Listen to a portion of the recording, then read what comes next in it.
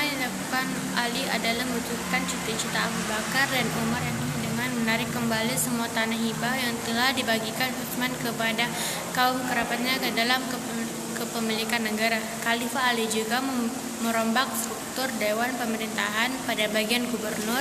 Ia menurunkan gubernur yang tidak disukai oleh rakyat. Kepemimpinan Ali berakhir pada tanggal 10 Ramadan 40 Hijriah 660 Masehi. Khalifah Ali wafat saat 17 Ramadan 40 Hijriah 661 Masehi. Khalifah Ali dibunuh oleh Ibnu Muljam, seorang anggota Khawarij yang sangat munafik. Nomor 2 adalah jelaskan perbedaan metode atau sumber hukum yang dipakai oleh keempat imam mazhab. Yang pertama, Imam Abu Hanifah. Dalam menetapkan sebuah hukum Islam, Imam Hanifah menggunakan metode rayu dan lebih berhati-hati menerima hadis karena pada masanya saat itu banyak sekali bertebaran hadis-hadis palsu. Tata Jabir membagikan cara ijtihad Abu Hanifah, yaitu cara ijtihad yang pokok dan cara ijtihad yang tambahan. Adapun sumber hukum ijtihad yang pokok Abu Hanifah yaitu apabila tidak terdapat dalam Al-Quran, ia merujuk pada sunnah Rasul dan atsar yang sahih yang diriwayatkan oleh orang-orang yang sikah.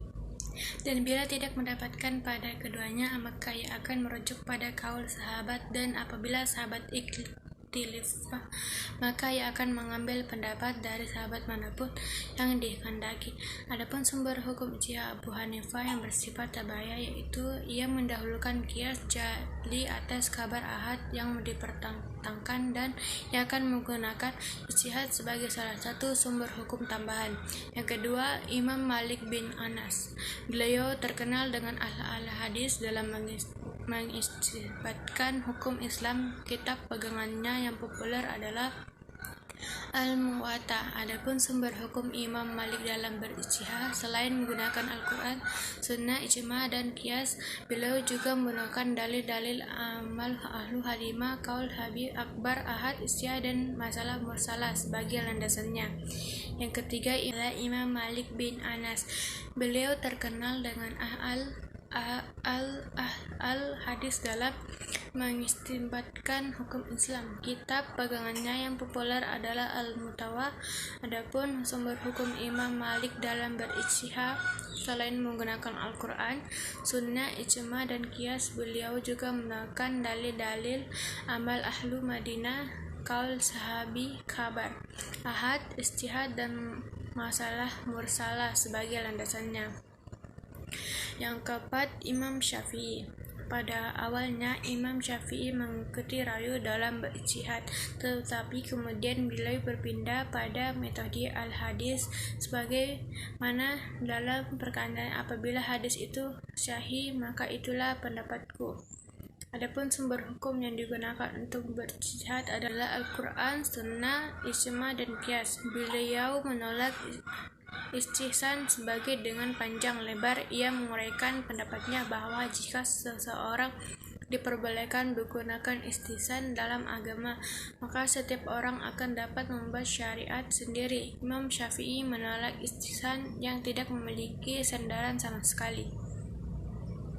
Dalam istibat hukum, Imam Syafi'i menempuh cara bahwa apabila di dalam Al-Quran tidak ditemukan dalil yang dicari, maka ia menggunakan hadis mutawir. Jika tidak ditemukan, maka ia menggunakan kabar ahad. Dan jika tidak ditemukan dalam semua itu, ia mencarinya berdasarkan zahir Al-Quran dan Sunnah yang syahid secara.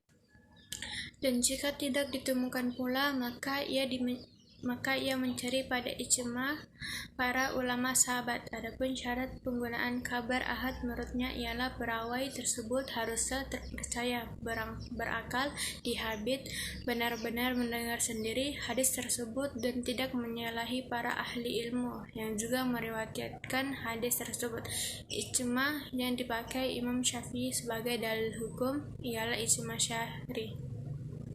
Imam Syafi'i menjadikan qiyas sebagai hujjah dan dalil keempat setelah Al-Quran, Sunnah, dan Ijma dalam menetapkan hukum beliau.